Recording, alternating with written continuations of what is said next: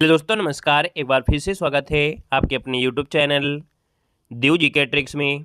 तो दोस्तों, यहाँ पर देख सकते हैं डेली सुबह 11 बजे यहाँ पर आप लोगों के लिए जीके जीएस का प्रैक्टिस सेट आपको दिया जाता है, जो कि बेहतरीन कंटेंट होता है, जो कि आपके एग्जाम आपके हुए अल्टीग्रेट है ना, साथ में आपका प्रवक्ता वाले हो गए या कैसे भी, तो उसी के हिसाब से ही आपको यहाँ पर दिए जा रहे हैं, ताकि वही क्वेश्चन आपको एग्जाम मिले जो आपको पढ़ाया जाए और यहीं से आपको क्वेश्चन आपको मिल जाए। ठीक है ना।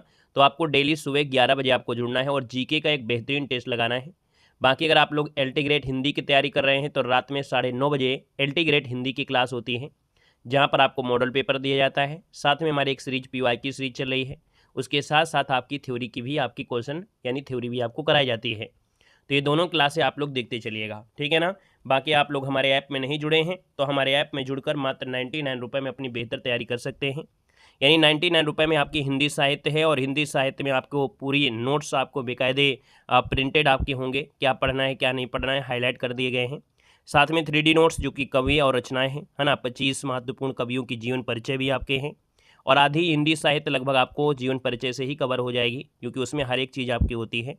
टेस्ट सीरीज आपकी 25 एग्जामों की है, अल्टीग्रेट, यूपी टेट, सी टेट, है ना। आप रेलवे का है, बैंक से है, सबके आपको इसमें टेस्ट सीरीज मिलेगी।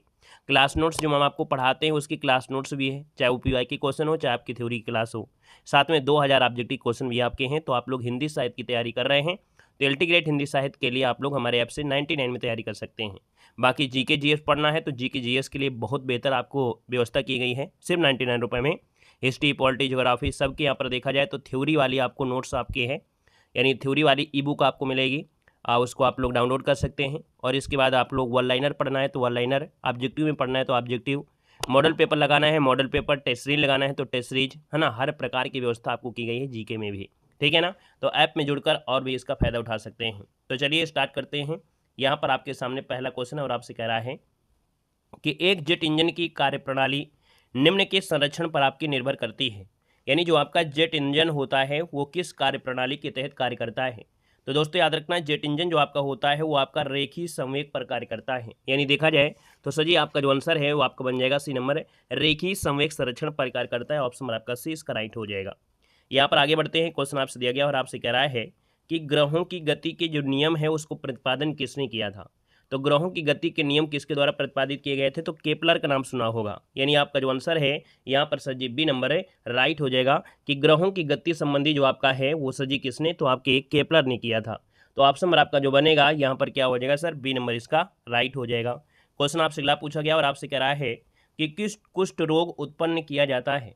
कुष्ठ रोग उत्पन्न किया जाता है, यहाँ पर जवाब देना है कि सर जी कुष्ठ रोग जो होता है वो कैसे होता है।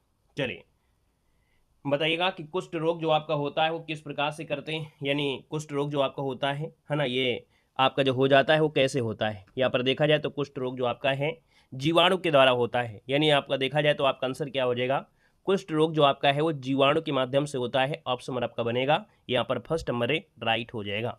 क्वेश्चन आपसे दिया गया है कि अम्ल वर्षा के लिए उत्तरदायी गैसीय प्रदूषक इनमें से क्या है। यानी अम्ल वर्षा में सर जी देखा जाए क्या होता है ना। अम्ल वर्षा में देखा जाए तो जो सबसे महत्वपूर्ण होता है वो सल्फर डाइऑक्साइड होती है। तो सल्फर डाइऑक्साइड की बात करते हैं तो आपका आंसर सर जी क्या हो जाएगा, डी नंबर यहाँ पर राइट हो जाएगा, सल्फर डाइऑक्साइड बनेगा। क्वेश्चन आपसे अगला पूछा गया है और आपसे कह रहा है कि हमारे शरीर में आनुवंशिकता की इकाई को क्या कहते हैं। चलिए यहाँ पर बताना है आपसे, क्वेश्चन दिया गया है कि हमारी बॉडी में जो आनुवंशिकता आपका होता है इसकी इकाई को जो कहते हैं वो क्या कहते हैं। चलिए बताइएगा, हमारे शरीर में आनुवंशिकता की जो इकाई है उसको क्या कहते हैं। यहाँ पर देखा जाए तो आप कहेंगे सर इसे जीन कहते हैं। यानी जीन आपके वो होते हैं जो एक पीढ़ी से लेकर दूसरी पीढ़ी पे आपके जाते हैं, उनको हम लोग जीन कहते हैं। तो इसका जो आपका आंसर है आपका सी नंबर इसका राइट हो जाएगा। नेक्स्ट क्वेश्चन आपसे दिया गया और आपसे कह रहा है, क्वेश्चन दिया गया है कि निम्नलिखित में से किस पाकिस्तानी नागरिक को भारत सरकार द्वारा भारत रत्न से सम्मानित किया गया था। तो सर जी यहाँ पर देखिए आपके खान अब्दुल गफ्फार हैं, है ना। खान अब्दुल गफ्फार खान हैं, जिनको देखा जाए तो आपके ये सम्मान पाने वाले पहले गैर भारतीय आपके बने थे, है ना। 1987 में पुरस्कार इनको दिया गया था। तो ऑप्शन नंबर आपका फर्स्ट इसका राइट हो जाएगा। क्वेश्चन आपसे अगला पूछा गया और आपसे कह रहा है, क्वेश्चन दिया गया है, कह रहा है कि अष्टाध्यायी लिखी गई थी। चलिए बताइएगा कि जो अष्टाध्यायी लिखी गई है ना, वो किसके द्वारा लिखी गई है। तो आप कहेंगे महर्षि पाणिनि के द्वारा लिखी गई है। यानी ऑप्शन नंबर आपका बी हो जाएगा। 6वीं से जो आपका 5वीं शताब्दी ईस्वी पूर्व के समय लिखी गई थी। ये लगभग 4000 से अधिक सूत्रों का ये शास्त्रीय संस्कृत के लिए भाषा ही मानक माना जाता है।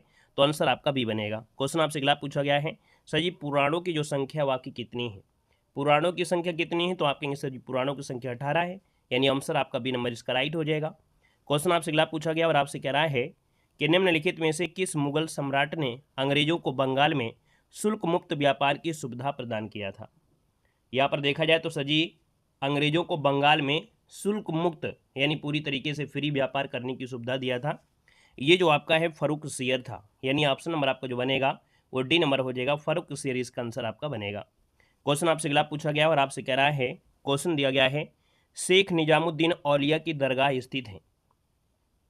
तो सर जी यहाँ पर देखा जाए 10 नंबर की बात करते हैं, शेख निजामुद्दीन औलिया है, इनकी जो दरगाह है वो आपकी देखा जाए तो दिल्ली में है ना, दक्षिणी दिल्ली में आपका है, यानी इनमें देखा जाए तो आपका जो आंसर हो जाएगा वो आपका सी हो जाएगा, दिल्ली में आपकी है। कहाँ पर है? दिल्ली में आपकी है। यहाँ पर आगे बढ़ते हैं, क्वेश्चन आपसे अगला पूछा गया है और आपसे कह रहा है पूर्ण स्वराज की घोषणा भारतीय राष्ट्रीय कांग्रेस के अधिवेशन में हुई थी। सर जी क्वेश्चन नंबर आपके 11 की अगर बात करते हैं तो पूर्ण स्वराज की जो घोषणा हुई थी ना, ये लाहौर अधिवेशन हुआ था 1929 में। तो लाहौर अधिवेशन में आपको हुआ था 1929 को, 19 दिसंबर 1929 को, है ना, यानी पूर्ण स्वतंत्रता का प्रस्ताव पारित किया गया था। तो ऑप्शन नंबर आपका बी इसका राइट हो जाएगा। क्वेश्चन आपसे अगला पूछा गया और आपसे यहाँ पर कह रहा है कि निम्नलिखित घटनाओं को कालक्रम के अनुसार व्यवस्थित करना है, सही उत्तर को आपको चुनना है, यानी यहाँ पर जो सही उत्तर होगा इनमें से राइट क्या हो सकता है? सर जी यहाँ पर आपको जवाब देना है, क्रम करना है, हम ऑप्शन आपको नहीं देंगे, बिना ऑप्शन के आपको सही करना है। यहाँ पर देखिएगा जो आपकी सबसे पहले गांधी का चंपारण आपका हुआ था, है ना, चंपारण वाला आपका हुआ था, चंपारण में 1917 में हुआ था। इसके बाद देखा जाए फिर आपकी कौन सी घटना आती है, यहाँ पर जलियांवाला बाग 1919 आपका घटना घटित हुई। जलियांवाले बाग की बात देखा जाए तो असहयोग आंदोलन आपके स्टार्ट हो गया था। इसके बाद सविनय अवज्ञा आंदोलन हो गया 30 वाला, यानी देखा जाए तो इसका जो आंसर आपका बनेगा वो सर जी क्या हो जाएगा, यहाँ पर बन जाएगा आपका 3 2 1 4 बनेगा, है ना। तो आपका आंसर सर जी 3 4 2 1 जो भी आपका बन रहा है यहाँ पर बना सकते हैं, 3 2 1 4 आपका आंसर सी हो जाएगा। क्वेश्चन आपसे अगला पूछा गया है और आपसे कह रहा है यहाँ पर क्वेश्चन कि भारतीय राष्ट्रवाद ब्रिटिश राज का शिशु था, यह कथन किसका है? जो भारतीय राष्ट्रवाद है ब्रिटिश राज का शिशु था, ये कथन जो कहा है वो किसने कहा था? तो ये भैया आपके हैं आर कोपलैंड है, ठीक है, इनका नाम क्या है? आर कोपलैंड है। ये ब्रिटिश शासन के तहत भारतीयों में एकता और पहचान की भावना का उदय किया था। तो आपका जो आंसर है सर जी आपका बी नंबर इसका राइट हो जाएगा, यानी इनका जो विचार रहा है सबसे अलग रहा है ना। अगले क्वेश्चन को आते हैं। क्वेश्चन आपसे अगला पूछा गया है और आपसे कह रहा है भारतीय उपनिवेश के लिए प्रभुसत्ता संपन्न संविधान सभा के जो प्रथम अध्यक्ष थे वो आपकी कौन थे? यहाँ पर देख सकते हैं कह रहे हैं प्रभुसत्ता संपन्न संविधान के प्रथम अध्यक्ष। तो भैया यहाँ पर इसका मतलब है कि आपकी बात हो रही है किसकी? डॉक्टर राजेंद्र प्रसाद की बात हो रही है। तो आपका जो आंसर बन जाएगा वो सर जी क्या हो जाएगा? सी नंबर इसका राइट हो जाएगा, राजेंद्र प्रसाद बनेगा। क्वेश्चन आपसे अगला पूछा गया है और आपसे यहाँ पर दिया गया है कि मुस्लिम लीग द्वारा पाकिस्तान का प्रस्ताव पारित किया गया था। यहाँ पर देखा जाए तो आपका आंसर सी हो जाएगा मार्च 1940 में लाहौर में जो आपका अधिवेशन हुआ था, है ना, वहाँ पर आपका शुरुआत मतलब प्रस्ताव पारित किया गया था और बाद में फिर पाकिस्तान प्रस्ताव के नाम से जाना गया था इसी को। और इस प्रस्ताव में अलग मुस्लिम राज्य की मांग करने वाला था और इसे ही लीग वार्षिक अधिवेशन अपनाया गया था। तो इसका आंसर जो आपका बनेगा वो आपका सी हो जाएगा। क्वेश्चन आपसे अगला पूछा गया है और आपसे यहाँ पर दिया गया है क्वेश्चन निम्नलिखित में से, है ना, बी आर अम्बेडकर द्वारा संविधान का दिल या आत्मा कहा गया है। तो भैया यहाँ पर देखा जाए तो आपका आंसर सर जी क्या हो जाएगा? संवैधानिक उपचारों का अधिकार, यानी आर्टिकल नंबर जो आपका होता है कौन है यहाँ पर आपका 32 होता है, आर्टिकल नंबर 32 को कहा जाता है, ठीक है, संविधान का हृदय और आत्मा कहा जाता है। यहाँ पर आगे बढ़ते हैं। क्वेश्चन आपसे अगला पूछा गया है और आपसे कह रहा है, क्वेश्चन दिया गया है कि भारत के संविधान के किस अनुच्छेद में उनके संशोधन की प्रक्रिया दी गई है? चलिए, यानी सर जी जो आपका संशोधन है ना, ये संशोधन जो आपका दिया गया है वो किस में दिया गया है? संशोधन प्रक्रिया जो आपको है वो 368 में है, दक्षिण अफ्रीका से ली गई है और सर जी 368 में आपको प्रावधान है। ऑप्शन नंबर आपका जो बनेगा वो आपका सर जी सी नंबर इसमें क्या हो जाएगा? यहाँ पर राइट हो जाएगा। यहाँ पर आगे बढ़ते हैं। क्वेश्चन आपसे अगला पूछा गया है और आपसे कह रहा है, क्वेश्चन दिया गया है भारतीय संविधान के किस अनुच्छेद के तहत सर्वोच्च न्यायालय भारतीय नागरिकों के मौलिक अधिकारों की सुरक्षा करता है? यहाँ पर देखा जाए तो सर जी आप कहेंगे सर ये आर्टिकल नंबर आपका 32 होता है ना, यानी मौलिक अधिकारों की रक्षा करना, ये देखा जाए सर्वोच्च न्यायालय करता है, ये आर्टिकल नंबर 32 के तहत करता है। तो यहाँ पर जो आंसर आएगा वो आपका डी हो जाएगा। नेक्स्ट क्वेश्चन दिया गया है कि भारत का जो राष्ट्रपति है वो राष्ट्रीय आपातकाल की घोषणा कर सकता है यदि खतरा अगर दिखाई देता है, यानी यदि खतरा होता है, किस चीज़ का होता है, किस चीज़ का खतरा होगा?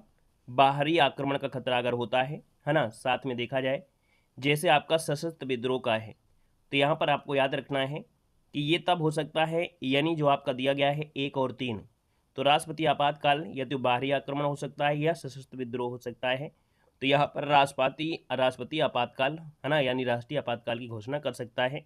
तो यहाँ पर आंसर आपका डी हो जाएगा, केवल फर्स्ट और थर्ड इसका आंसर राइट बनेगा।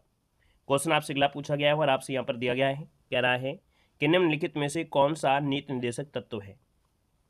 तो सर जी नीति निर्देशक तत्व की बात करते हैं तो यहाँ पर दे सकते हैं जो आपका दिया है समान आचार संहिता, यानी जो समान आचार संहिता दिया गया है वो आपकी इसी में आता है ना, यानी नीति निर्देशक तत्व के अंतर्गत ही आपका आएगा जो समान आचार संहिता है। तो आंसर नंबर आपका बनेगा क्या, फर्स्ट नंबर ये राइट हो जाएगा।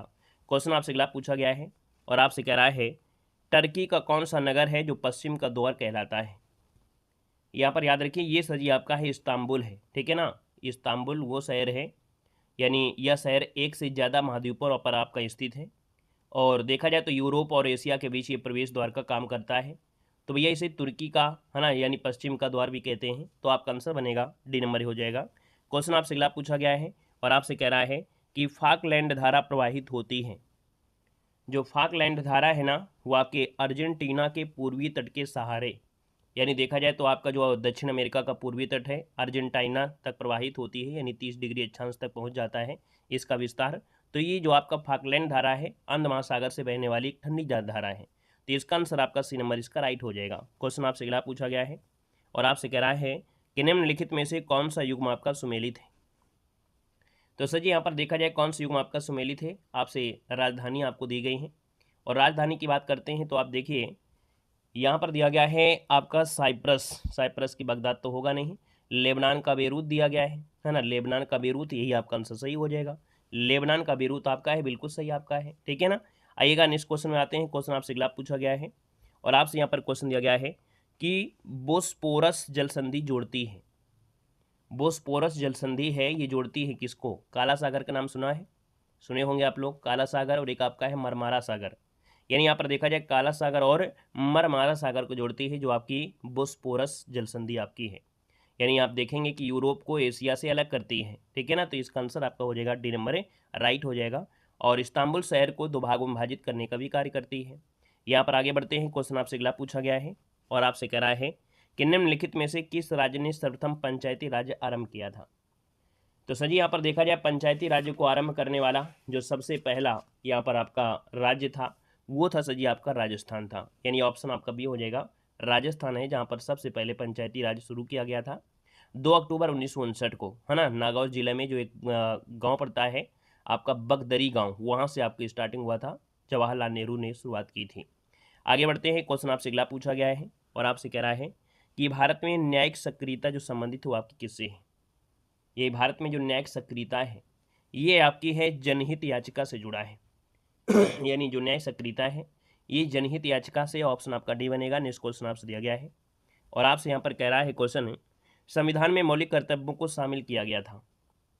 तो मौलिक कर्तव्यों को शामिल किया गया था, एक लोग थे यहाँ पे कौन, स्वर्ण सिंह समिति की सिफारिश पर, यानी देखा जाए तो आपके 1976 में 42वें संविधान संशोधन हुआ था और स्वर्ण सिंह समिति की सिफारिश पर इसको जोड़ा गया था और यहाँ पर भाग 4 के ए में यानी अनुच्छेद 1 के तहत आपके इनको जोड़ा गया है।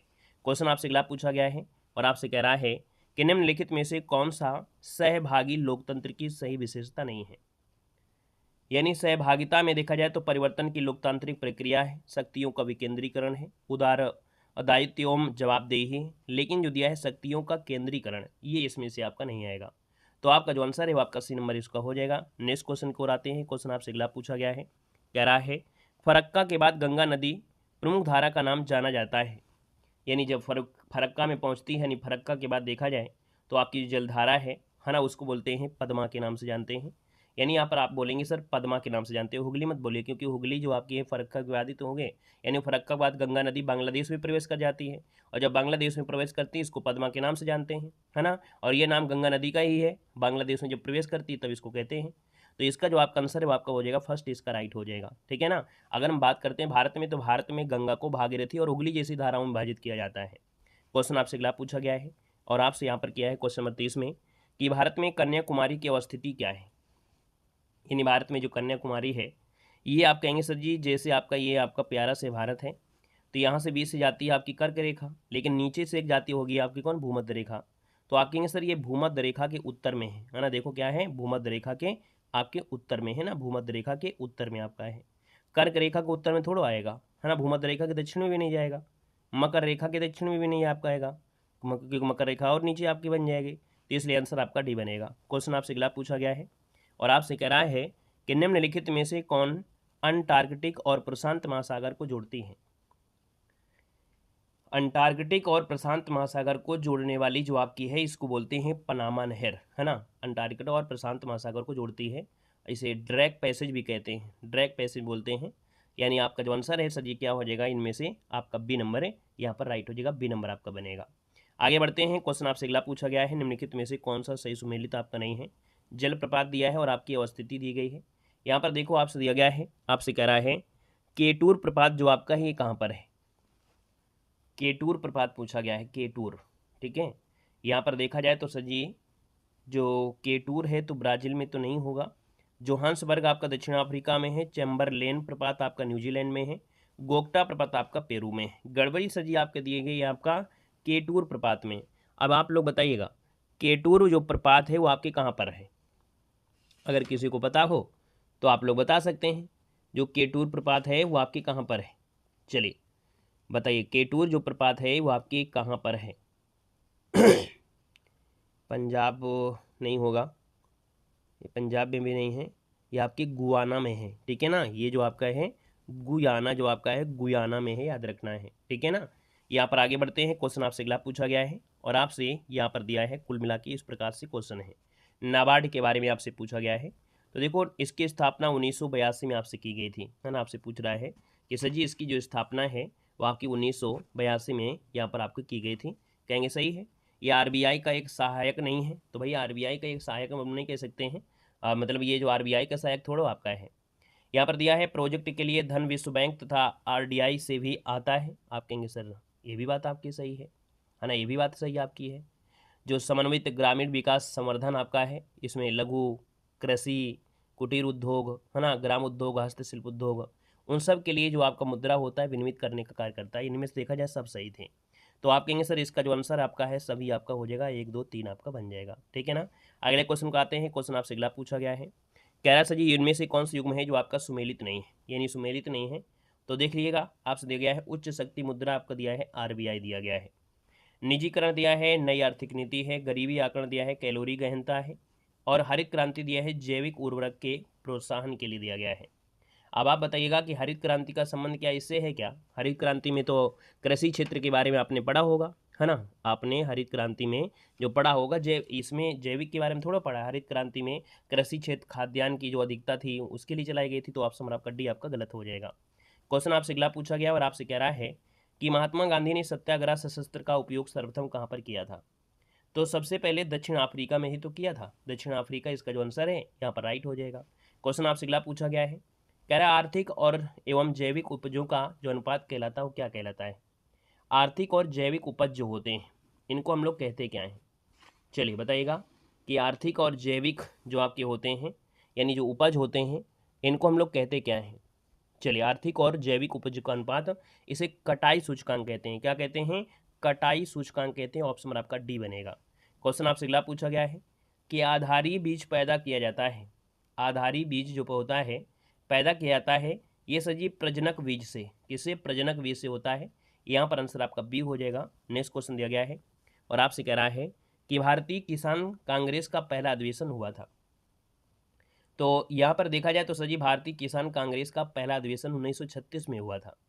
1936 में ये लखनऊ में हुआ था। कहाँ पर, लखनऊ में हुआ था 1936 में लखनऊ में, और इसका प्रथम अधिवेशन लखनऊ में ही आपका संपन्न किया गया था, ठीक है ना।